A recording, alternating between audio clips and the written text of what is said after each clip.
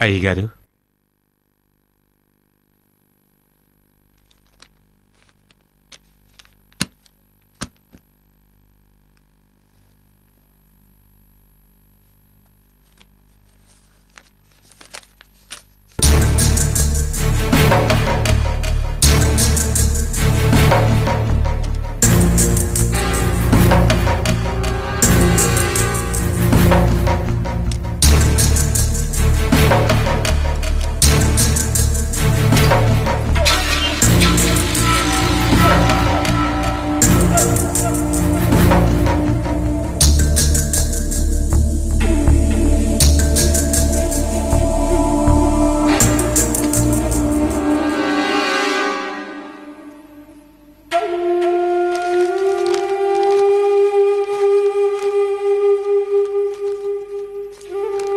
ఈ కరపత్రాలన్నీ ఆ పళ్ళ మీద పెట్టు.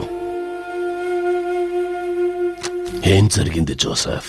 అయ్యా, అచ్చు వేయించడానికి కావలసిన డబ్బు తీసుకుని మిగతా డబ్బు ఆ పెట్టెలో పెట్టి గట్టిగా తాళం వేశాను. కానీ ఇప్పుడు తాళం తీసి చూస్తే డబ్బు లేదు.